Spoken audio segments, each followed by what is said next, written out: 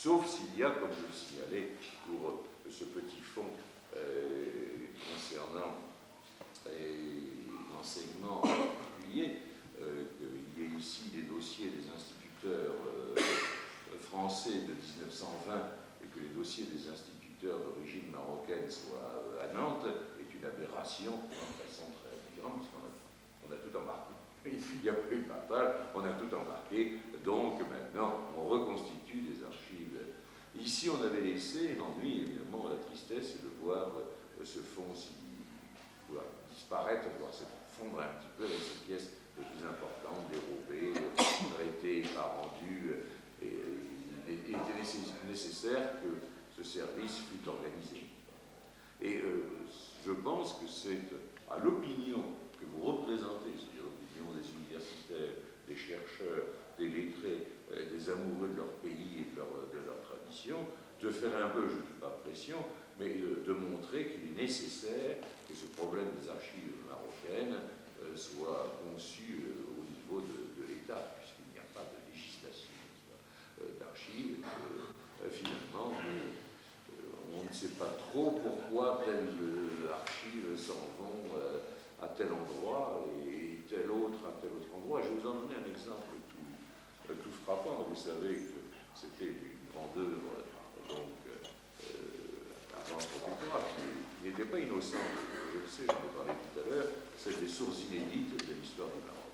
Eh bien, les sources inédites de l'histoire du Maroc étaient installées place des Pyramides à Paris. Il y avait toute une équipe prestigieuse, que c'est Brissac, ses successeurs, etc. Eh bien, au lendemain, dans ces négociations, la section historique qui était à Paris a été confiée, a été remise au Maroc. Donc, dans ce partage, la section historique était remise au Maroc. La première des choses qu'ont fait les autorités marocaines, c'est de supprimer la section historique et de la transporter à l'ambassade du Maroc à Paris, c'est-à-dire de faire de ce qui était un instrument de recherche et universitaire un instrument finalement sous la coupe politique. Et tout récemment, ça date de quelques semaines, ces archives, qui étaient donc à l'ambassade du Maroc à Paris, sont revenues à Rabat. Et elles sont revenues aux archives Marzen, aux archives royales. Donc elles sont maintenant aux archives royales avec les difficultés ou les impossibilités qu'il y a souvent de consultation de ces fonds. Donc il y a là évidemment un problème, et un problème, ça c'était un bien dans le partage, c'était un bien marocain, c'est rapatrié sur le Maroc, c'est très bien, c'est mis là, c'est très bien, mais pour vous, chercheurs marocains, ça pose quand même un problème, n'est-ce pas, que l'accessibilité de ces fonds Maroc, c'est-à-dire, si vous voulez, pour être franc, le caractère un peu anormal que l'ensemble de votre système d'archives fonctionne sur un daïr laconique, un daïr d'une ligne remontant à 1927. Il y a là évidemment un peu un paradoxe. Et je pense que dans l'esprit, puisque cette convention a été signée au plus haut niveau, par le représentant, l'ambassadeur de France et par le ministre marocain de l'Éducation, je pense qu'au plus haut niveau, on y est sensible, et que si on fait cette opération que j'anime, c'est pour justement essayer par ce biais de débloquer l'ensemble du problème des archives marocaines, car il y a, c'est pas la peine de le nier, un problème des archives marocaines. Monsieur, est-ce que vous n'avez pas constaté que parmi ces documents, il y en a quelques-uns qui ne peuvent pas être utilisables comme témoins par l'historien, pour une raison ou autre? Est-ce que vous avez un exemple, par exemple? Oui, je peux vous le dire. Et c'est pour cela que nous allons être amenés, si vous voulez, c'est très compliqué, parce que, par définition, nous adoptons la politique la plus libérale qui soit. Si cette opération a lieu, qui est une opération qui coûte cher, qui mobilise beaucoup d'énergie, c'est pour que, enfin, cette richesse commune de nos deux pays soit exploitée par les chercheurs du monde entier. Voilà, c'est la finalité. Donc on ne fait pas une opération qui mobilise tant de choses sans vouloir qu'elle soit le plus libérale possible. Mais il est bien évident qu'il y a des pièces qui seront classées, réservées, comme ça existe partout, dans tous les dépôts.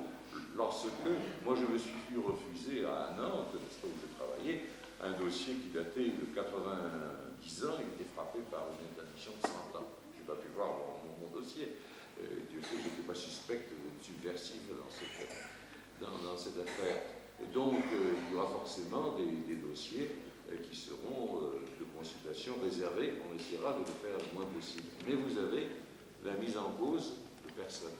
Alors, vous avez un dossier, je feuilletais un dossier, vous avez un dossier, bon, bah, c'est le Pacha, je crois que l'époque, ça fait l'importance, Pacha de Secou, je crois, et on ne reconnaîtra pas dans cette masse d'années, eh bien, qui faisait du marché noir et qui se faisait payer des bakshish par les commerçants. Donc il y a tout un rapport pour qu'il soit destitué. D'ailleurs, avec une note qui est assez intéressante, elle, en disant il n'est pas la peine de le remplacer, c'était pas le Pacha, c'était le Tassem, peu importe. Et parce que ce frou n'est pas assez important pour justifier à tel poste. Depuis, ce frou est devenu important. Il est bien évident que voilà un dossier qui est gênant, c'est un dossier personnel qui met nommément en cause quelqu'un dont les héritiers, dont les enfants vivent, et lui-même, c'est un dossier des années 40 quelques, lui-même vit peut-être encore les enfants. Bon, il faut que ce soit réservé, pas interdit, c'est-à-dire qu'on sache que l'utilisateur ne voudra pas en faire un parti politique polémique, vous voyez, voilà, l'utilisation. Et ça, c'est dans la législation une constante, c'est réservé au jugement du conservateur. On fait un règlement et le conservateur et le maître, comme un capitaine maître à bord, il peut dire je juge que cette pièce, on ne doit pas la montrer, ou je juge que je peux la montrer à un tel, parce que je connais son intégrité, pourquoi il veut l'utiliser, et pas à un tel, parce que je sais qu'il en fera mauvais usage. Ça, il y a une marge, évidemment, qu'on sera obligé, que personnellement, par nature, je voudrais faire la plus réduite possible de l'être. Moi, j'attire l'attention de mes commettants, mais vous devez être vigilant, car la politique va à la séparation des services des bibliothèques. Actuellement, c'est du service archives et bibliothèques. La séparation des bibliothèques et des archives, et dans ce système de séparation des archives, peut-être une part réduite faite aux archives, et notamment on se pose tout le problème capital pour vous, votre patrimoine de Marocain, et qui est le fait que l'imprimerie a été introduite très tard au Maroc, en réalité même à Fès c'était de la lithographie, n'est-ce pas, et que par conséquent, tout ce qui est manuscrit est enlevé aux archives, vous n'avez plus pratiquement d'archives avant 1900. Et c'est, je peux le dire sans livrer de secret, c'est un peu la tendance actuelle, c'est-à-dire que tous les manuscrits dépendent de la bibliothèque qui serait séparée du service autonome des archives.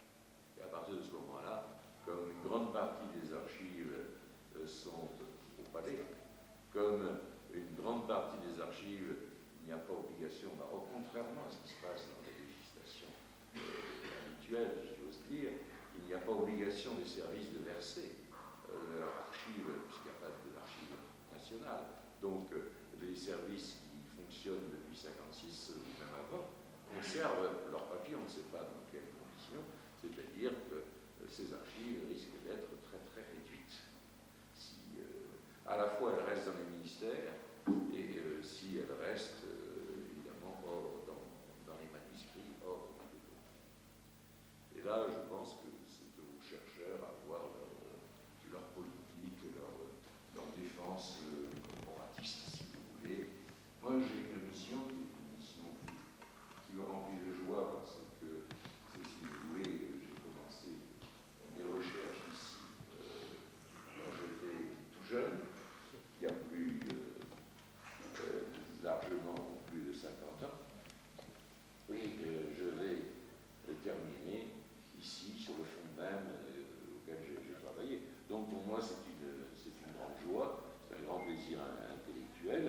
Mais j'ai une totale liberté, je peux dire les choses, n'est-ce pas, comme je le pense, y compris celle-ci. Il est quand même extrêmement fâcheux qu'on réduise le service d'archives comme un bout de chagrin et qu'il y ait toute une série d'archives qui restent soit dans les ministères, soit même ailleurs, qui ne soient pas intégrées dans le patrimoine archivistique national. Et c'est ça qui est important.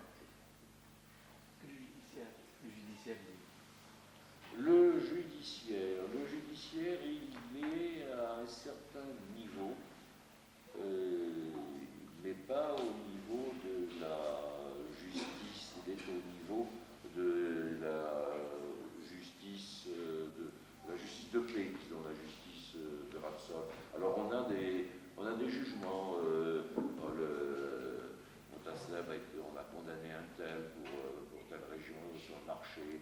Alors il y a la liste des amendes introduites en fraude sans payer droit de porte. Là, c'est, si vous voulez, un peu le tribunal de paix, vous voyez, le tribunal. Les archives judiciaires, je ne vois pas qu'il y en ait à proprement parler.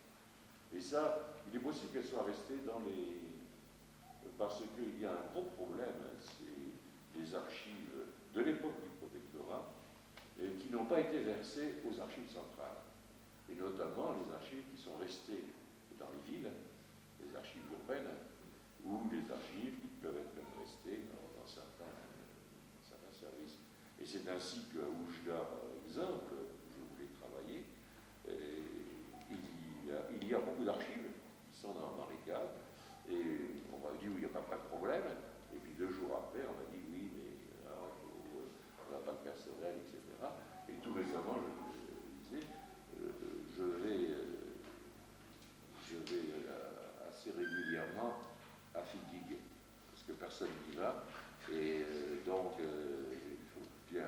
Alors je vais depuis 3-4 ans, tous les ans, faire une conférence à Figuig, une municipalité qui est charmante, j'aime beaucoup l'Oasis.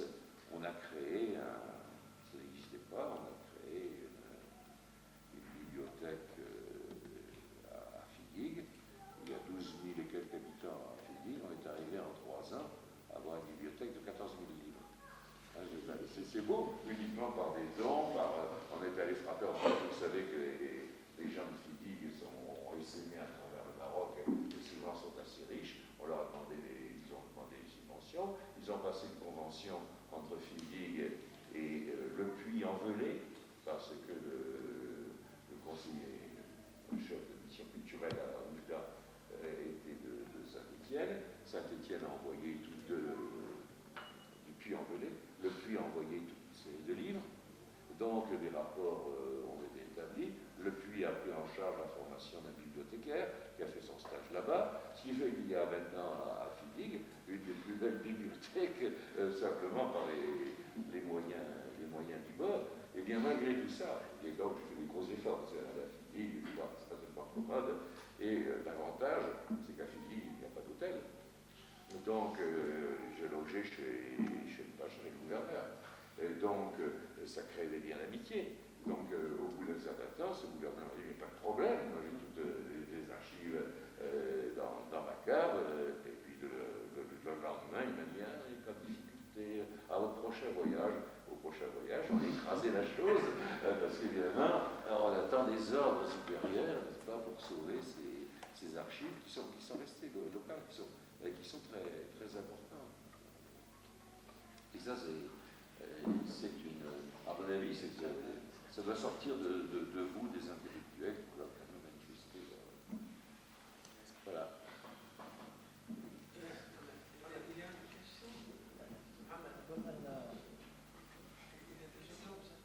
Non, je veux bien répondre. Simplement, je répondrai de façon de moins en moins lucide, parce que je suis de plus en plus fatigué. Mais c'est avec plaisir. On commence par là et puis...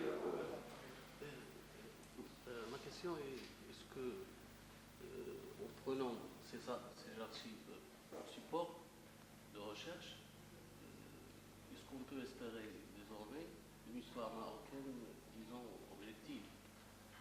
Parce que jusqu'à présent, on a l'impression qu'on écrit une histoire politique, une histoire nationaliste.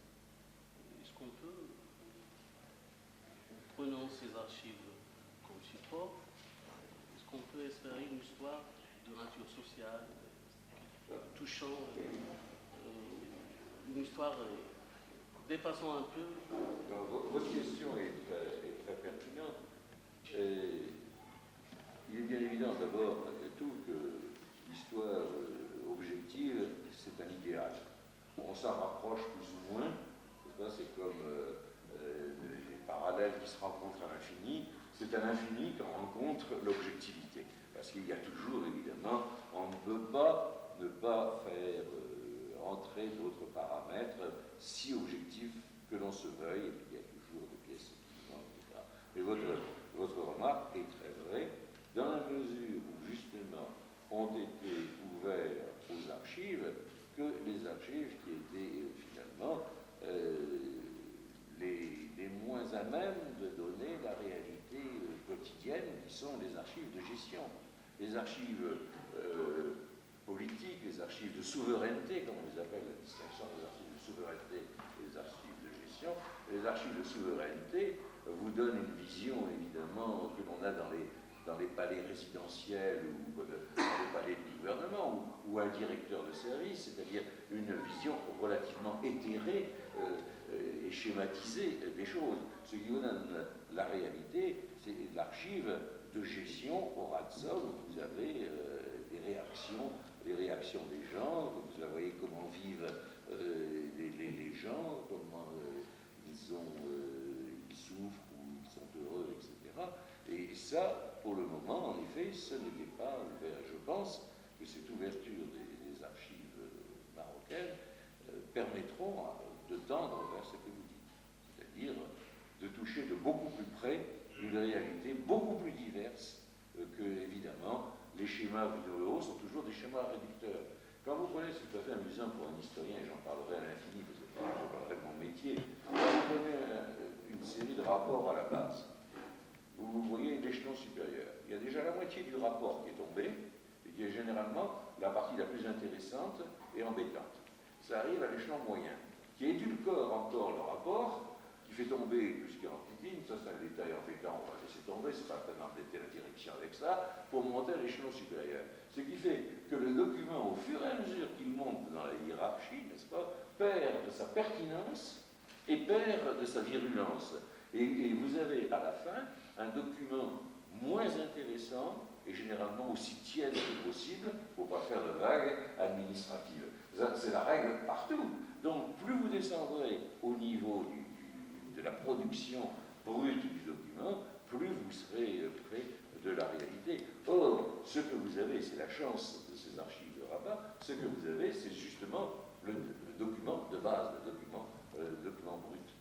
Mais avec cet inconvénient qu'il y a des lacunes, que ça va poser des problèmes, et ces documents qu'il faudrait traiter en série, parce que vous savez qu'en histoire, vous risquez de prendre un pic de statistiques, par exemple, pour la réalité, alors que c'est un pic aberrant, et que vous avez, ou un effondrement pour la réalité, alors que c'est purement conjoncturel, et qu'il faut donc remanier tout ça pour le replacer dans son contexte, pour savoir si c'est habituel, accidentel, usuel, fréquent, etc. Il y a donc toute une interprétation qu'il faut faire. Mais votre question est tout à fait pertinente, ça va renouveler, je crois, la vision trop schématique ou trop doctrinaire que l'on avait. L'historien pourra toujours vous dire ça se partage, le bien et le mal ne se retrouvent pas. Vous avez des administrations qui ont été excellentes, vous avez des administrateurs qui ont été parfaits, vous avez des administrateurs qui étaient des concussionnaires, qui s'emplissaient les poches, et évidemment. Est-ce que vous ne pensez pas que la découverte de certaines sources historiques pourrait nuire à l'histoire, dans la mesure où on s'en sert de ces sources pour un objectif qui n'est pas tout à fait euphorique. Par exemple, on s'applique à trouver des sources historiques pour réhabiliter certaines personnes qui avaient le sang sur la main, ou bien pour justifier certains événements historiques douloureux. Non, mais là, vous mélangez, excusez-moi, deux choses. C'est comme si vous me disiez, est-ce que vous ne jugez pas que le couteau est dangereux? Oui, mais vous ne pouvez pas vous passer du couteau pour couper la viande, comme vous pouvez utiliser le couteau pour tuer votre prochain. Et il est bien évident qu'à partir du moment où il y a débat, il peut y avoir mauvais usage de ces débats. Hélas, c'est la déontologie du chercheur qui intervient. Je ne pense pas qu'il y ait intérêt pour qui que ce soit à ce que la vérité soit mise sous le boisseau. Alors qu'il y ait danger à ce que la vérité apparaisse, c'est bien évident.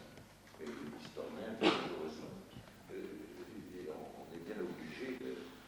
Ce qu'il faut éviter, c'est une exploitation, et c'est pour ça que je suis très heureux de l'ouverture de ce fonds, qui est un fonds complexe. Il est un fonds complexe parce que c'est un fonds qui va sur toute une période, où l'on voit donc se mettre en place un système. Il part d'une cellule infime, et il n'est vraiment mis en place que lorsqu'il disparaît. Parce que finalement, c'est ça, et c'est sa fonction qui a été mise en place, c'est parce qu'il a été mis en place, il n'avait plus de raison d'être, il a disparu, il a été remplacé. Donc il y a là un élément extrêmement intéressant pour rétablir justement des filiations. C'est deuxièmement un fonds d'une extrême diversité, parce que vous pouvez donner dans un régime autoritaire, dictatorial, vous pouvez donner des consignes qui seront plus ou moins bien suivies, mais vous ne pouvez pas, dans un régime tel qu'était le régime français, et tel qu'était le régime français sous l'œil marocain et sous l'œil international, vous ne pouvez pas aller à des contre-vérités ou à des choses trop systématiques, vous voyez. Donc c'est un fonds qui est relativement, à mon avis, relativement sincère. À mesure, c'est un fonds qui est à ras de sol, qui s'est fait progressivement et qui finalement n'obéit pas, contrairement à ce qu'on imagine, à une idéologie dominante. Lorsque vous avez un officier des eaux et forêts qui est en train de faire un rapport comment sauver le bout de forêt auquel il tient, bon, vous savez, lui, il ne s'occupe pas trop d'idéologie, il est aussi bien de gauche, de droite, etc. Il est pris par son métier et son rapport est en grande partie crédible parce qu'il n'a pas d'intérêt. Donc plus on est ainsi à ras de sol, et c'est l'avantage de ces documents, c'est des documents de gestion quotidienne des affaires sur l'ensemble du pays par des gens qui par conséquent ne pouvaient pas recevoir des consignes de transformation du document. Vous voyez, ce n'est pas des documents au visage officiel, c'est des documents absolument internes. Je voudrais poser une dernière question au professeur Miège. Est-ce qu'il pourra nous parler d'un fonds d'archives qui est très important pour l'histoire du Maroc et qui contient de milliers de documents et qui est stocké dans 19 chambres et qui est sa propre bibliothèque? Vous êtes très gentil, simplement vous me donnez l'occasion de dire que ce fonds que j'ai accumulé par, je dois dire, plus de 50 ans de recherche, il est à la disposition, comme ils m'en font la demande, des chercheurs qui sont là et que je pourrais aider.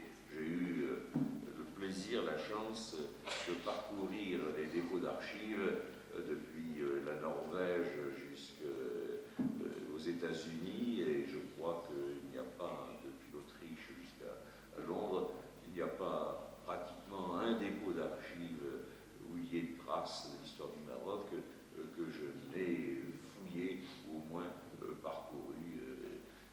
Le dernier, ma dernière découverte est dans les archives danoises qui sont d'un intérêt tout particulier. Donc, je serai à votre disposition pour répondre à toutes les questions et aux... Merci, professeur Miège.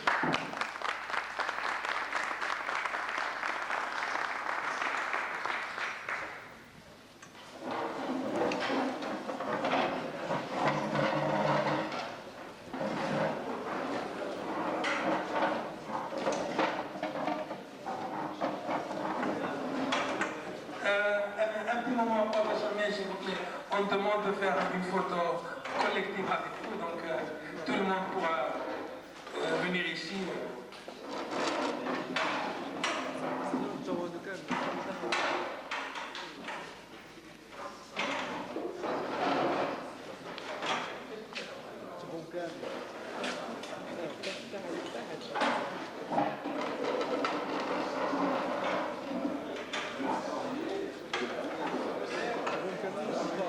Ça va bien. Très bien. Ben, vous savez, j'ai fait un bon voyage, plein de travail avec cette équipe.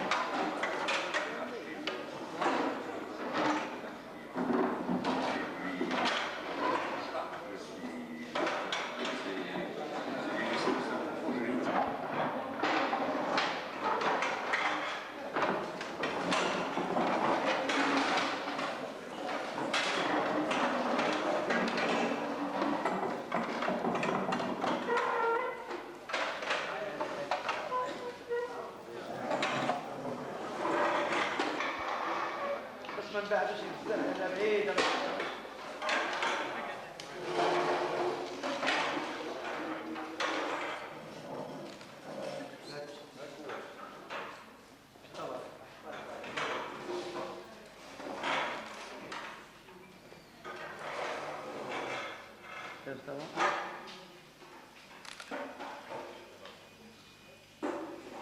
Merci.